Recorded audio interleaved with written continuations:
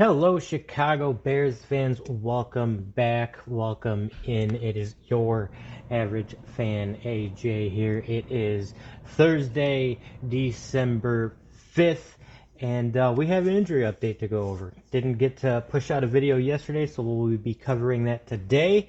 Uh, if you are new to the channel, don't be afraid to hit the like button and subscribe to the channel for all of your Chicago sports news. I would greatly appreciate it. And before we get into it, we got the jersey of the day.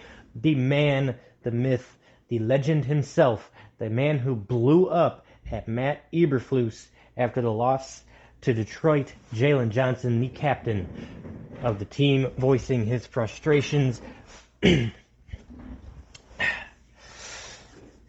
The tone this week is a little bit different, I must say. I don't know if that's just placebo effect, just because of Eberflus being fired and Thomas Brown being elevated once again. But there is some high hopes going into the 49ers game for me. I just want to see what the end of game antics will be all about. Are we going to be making stupid decisions in the last 2 minutes of the game if we are within one possession? I have no doubt myself that Thomas Brown will continue to grow the offense. It is just a matter of if he could also grow the defense and, not make stupid decisions during crunch time. Crunch time for the game. Without further ado, we will get into this injury report. The injury report, nothing too crazy. There are a lot of people on it, but there is still Friday to go, so a lot of these people may come off of it. Keenan Allen was listed as did not practice yesterday. He was full practice today, so I have no doubt that he will be in the game. Under did not practice both days so far would be Ryan Bates, Elijah Hicks, Roschon Johnson, DJ Moore, DeAndre Swift. So Ryan Bates with concussion, probably not likely. Also Roschon Johnson with a concussion, also unlikely. Elijah Hicks with the ankle could be a possibility that we see him practice tomorrow. DJ Moore with a quad and DeAndre Swift with the quad. Quad injuries could also be tricky, so I wouldn't be surprised if we don't hear anything about them until Saturday. There's a potential to see them, not 100% sure. Kevin Byard was limited practice with a shoulder. Coleman Shelton and Darnell Wright were limited practice with the knee, although Darnell Wright was full practice today. And then Mercedes Lewis, non-injury related rest and did not practice. We have seen him there quite a few times. So, a couple of things. The wide receivers being hit kind of hard this week. The way that Keenan Allen has been playing the last few games and the way that DJ Moore has been playing the last few games with how Thomas Brown has been getting the ball to everybody. That is a big hit to the wide receiver room. Hopefully, we see DJ Moore either be limited practice tomorrow or somehow be active for Sunday. Although, the wide receiver room does have plenty of depth. There are plenty of guys there, but obviously you wouldn't want your number one in DJ Moore.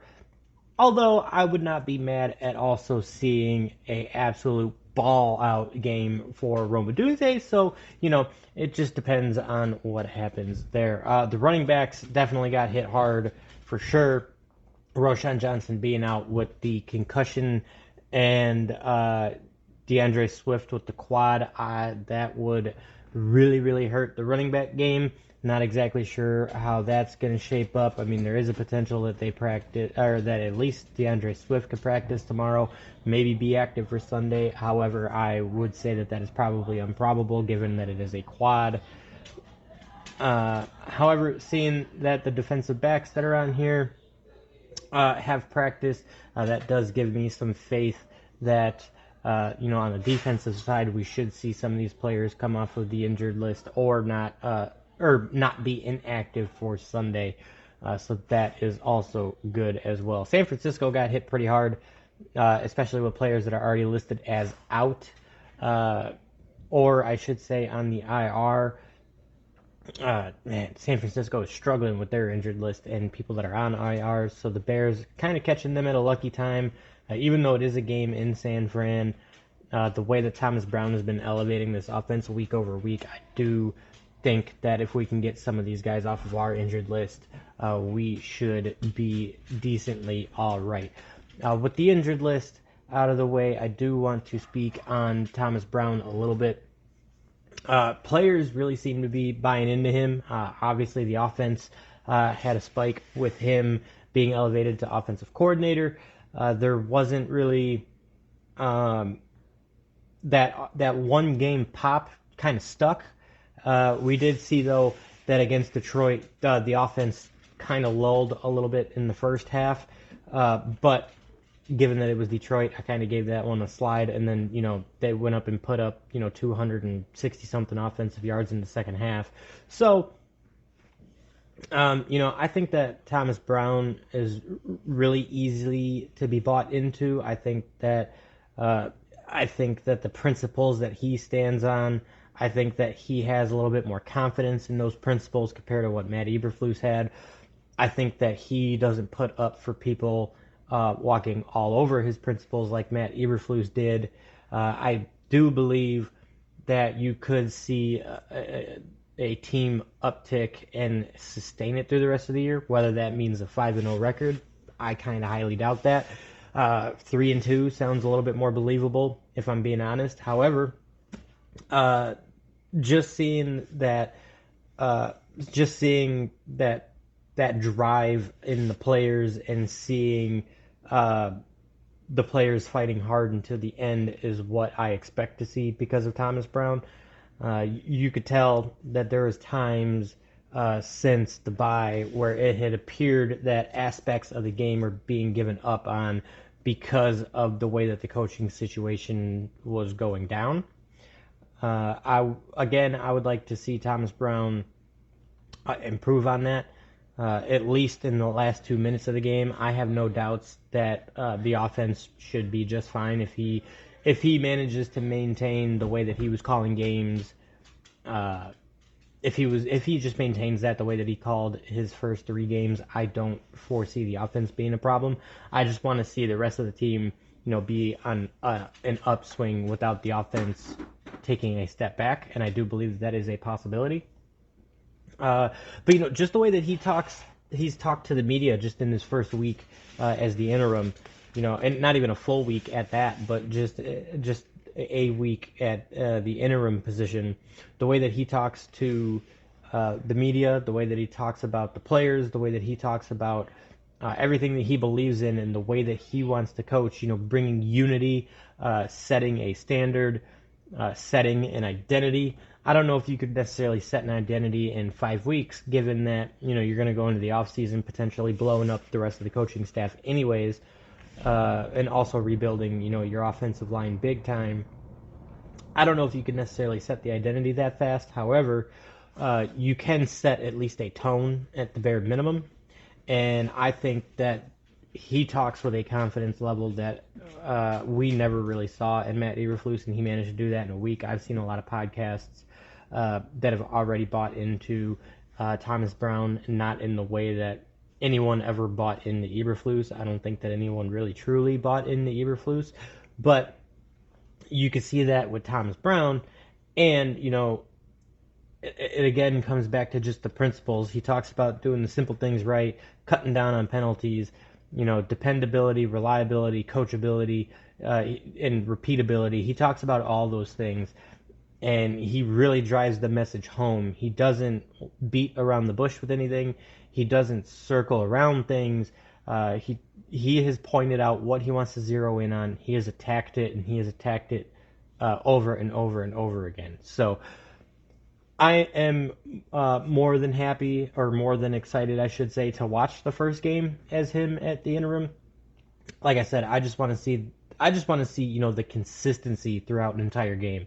That's all that I just want to see on both sides of the ball, because usually what you see is you'll see the defense play really good in the first half, pretty much all the way up to the last 5 minutes of the game, and then you'll see the offense swing up and then the defense swing down. So if he could find a way to meet that in the middle and just sustain it, I would call that a successful first game, even if it does end up in a loss. However, like I said, with San Francisco's injury situation, there is a potential that you might be able to get away with one, even with the injuries that the Bears are dealing with right now.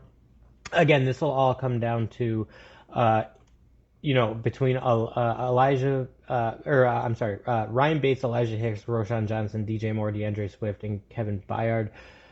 However many of those guys can get off of the DNP portion, if you can get at least half of those guys or more into the limited practice sections, that you can get them away from inactive for Sunday, that would be a big help. But I just want to see if there is a noticeable difference in the first game, right? Because the one thing that I talked about in the Green Bay game, the Minnesota game, and the Detroit game was that you saw a difference in the offense, even though it was the same schemes, even though it is essentially Shane Waldron's playbook. You could see that on the short routes, guys are getting open quicker. You could see that the ball being out quicker. Caleb Williams isn't getting pressured as much. He's not being sacked as often. So you could see the improvements there, even though he's not really running his own offense. I am curious to know if he would integrate his own styles into the offense through the rest of the season. I'm not sure if the Bears retain him into the offseason, whether that be a coordinator or head coach.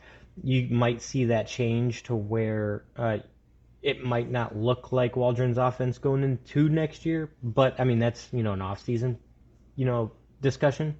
But can he keep building, and can he build the defense and special teams without offense taking a hit?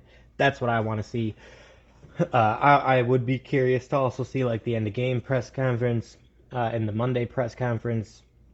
Those are also the things that I want to see for the first time out of him, just to see if things went wrong, what kind of accountability would he take? How would he maneuver around all that?